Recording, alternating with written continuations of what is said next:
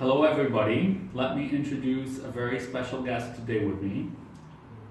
She is born in Poland and works and lives in the Silicon Valley, an expert in the localization field. She has worked with well-known global startups such as Tinder, Human, Glassdoor, and Indeed, leading their localization departments.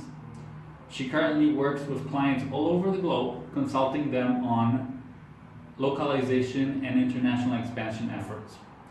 Ladies and gentlemen, today with me, Joanna Kamińska. Hi, thank you for introducing me, and hello everyone. Joanna, if you can tell us a little bit more on localization and what is the difference between localization and translation?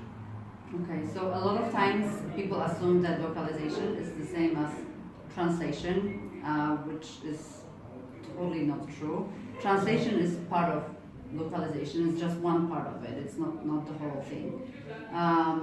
And when you think of localization, I like to think about a bigger picture. It's a process that has several parts.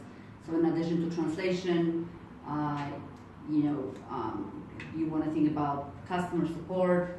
How are we going to have, who's going to manage, or how is it going to look like when we go to foreign countries and we get customer support in, let's say, German, who's going to do it, right? There are legal matters that you need to consider if you want to have headquarters abroad, if you need to localize your privacy policy, things like that.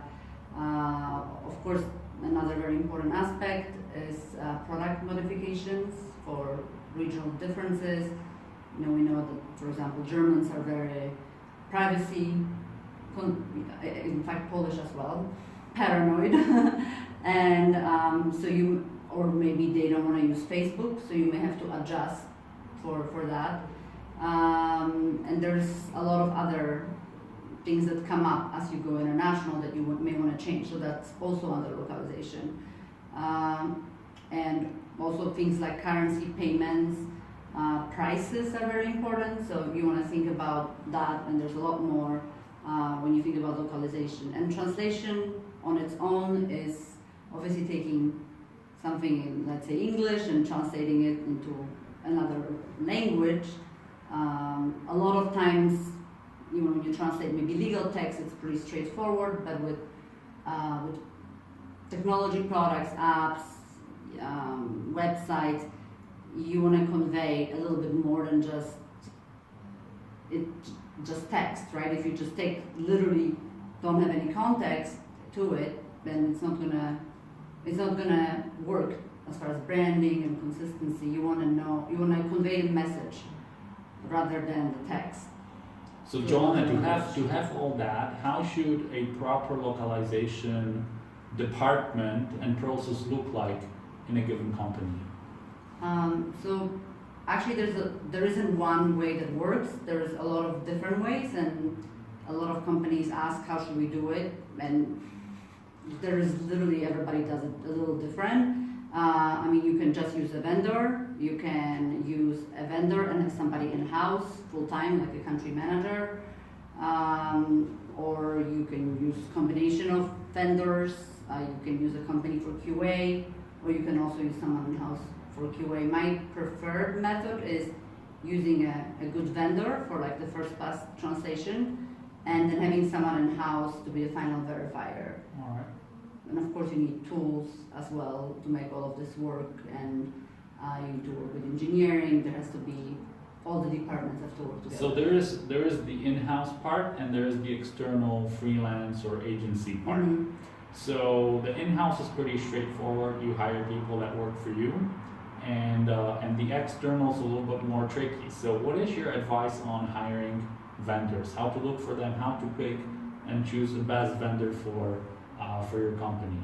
I would actually say that in-house is also Tricky. a little tricky. They're both tricky because in both cases you want to pick the right person and the right vendor. And if you don't have either one of them, it's not going to work. So it has to be a really good team. Right. The in-house person is to get along with a vendor. As far as there's a lot of vendors out there, big ones, small ones, the most important is to find someone that you get along with and that they meet your needs, that you can communicate properly. So I would say that high quality and the relationship is most important, even if the price is higher. Because if you just go after the price, then you're also gonna get the quality that comes with this price, and then later you're gonna have to redo it anyways. So I would look for someone that you trust, someone that can customize for your needs, someone that obviously offers support for all the languages and all your other needs that you may have. Ideally, you would have one vendor, right? Maybe they also do engineering, maybe they also do QA, because that's easier to work with one vendor. So from what you're saying, it's rather better to go with an external agency and language service provider rather than hire a bunch of individual freelancers. Am I correct? That depends on the type of company you are, but either way, I think that you always use vendor to some degree. For example, at Indeed, we had country managers that did a lot, including localization and translation, but the first pass on translation did a vendor. All right. So, because I think, vendors can make this process, simplify this process. So, if you go and you hire freelancers that are just doing translation, then someone has to manage it even more.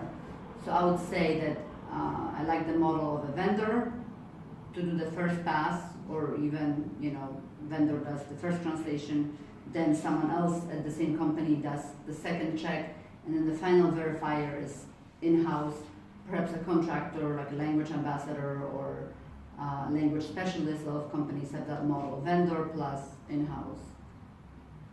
You also can use crowdsourcing, Crowdsourcing, other options, right? Interesting.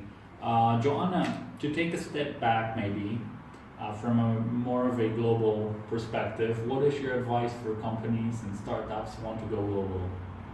Well, I think it's important to start thinking about it early and plan properly, rather than wait too long and perhaps competitors come in and then you're sort of too late. Yeah. But as far as planning, number one, I would say is to hire the right person to start the process.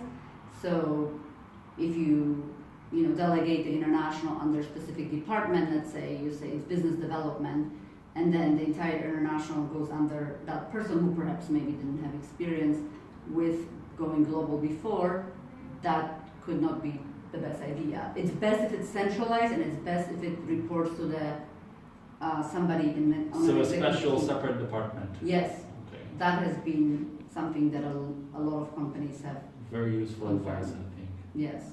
Joanna, you have just to interrupt you there. A while back, you have mentioned ASO, App Store Optimization, Mm-hmm. as a part of localization processes. Can you tell us a little bit more about that? Right. So I think a lot of companies wait, like I said, they wait to localize or go international because it's a lot of work on all different angles. So sometimes it's a good idea just to test the waters, to do some app store optimization. Right now, especially obviously for apps, it's like old SEO, right? You want to be discovered. So optimizing the discovery and also conversions later so that users download it is very important in general, right? Most companies do it in English, but you can also do it on a local level, and you can even start with keywords just to see how it goes and how. So can we say that this is a new trend in the localization industry, or it's been there for a while, but just not so noticed as? Yes, I think that definitely grow. Everybody's doing it because, right now the focus is on apps and both Google Play and iOS, but that's where people find it. So that's where they search for it, maybe more than Google, even. And Joanna, so what happens if you do not localize well? Can you share some examples of companies or brands, or maybe a general example of what happens if you fail in the process? I think the biggest mistake is that you have to redo it. If you don't do it right the first time because you think you're going to save time, then you're going to have to do it over again. So it's going to cost you more money, more time, not a good idea, I would So say. you lose the first impression. Oh yes, yes, very important. Yeah, you may lose the first impression. You might launch somewhere, go, and users will be like, "What is this? Why isn't it working?" I mean, in a lot of times you can make mistakes. Let's say on if your website that needs SEO, let's say you don't do something right on that end, you may get penalized. It really depends, but I would say that it's important to plan ahead and maybe not launch 100 countries at once, do one or two right, and see how it goes. But and as I said, if you put it under wrong person or the wrong department, then you have people, let's say, doing marketing who don't have the resources. They're like, well, we also need to localize marketing. Where do we go? Because it's under product, and there's internal fight kind of for resources. Another example is saying we're going international, but not having the engineering resources or not having the financial resources. So you do one part and then you don't have the other part. So then you stop and you just drop it and then you maybe pick it up. But it's just kind of waste of time and money. It's better to do maybe smaller scale. But And on the other hand, to show our viewers good examples and examples that others can learn from of brands, companies, startups that that have done this well and can serve as examples to others. I think anytime you have a company that we are, let's say, in Poland or in Germany, and we feel that, oh, is this company from Germany or for Poland? For example, Skype is known to have done a very well job. People don't even know where it's from. I mean, any company that got adapted, like Google or Facebook, that feels local, and that Netflix, I think Netflix is doing a good job, where they have big teams. They invest in localization. They take it seriously, right? They don't save on it, and it's a mindset of entire company. So it comes from the top. It's important for us. We focus on it. We do it. So I would say you can see it. John, I'm sorry, Indeed. I work for Indeed. Indeed actually is also a great example, and they did a phenomenal job with localization and going international. John, to sum up, key for success, maybe a one word or a phrase, your advice, what we can all do to succeed in going global, going international, your piece of advice.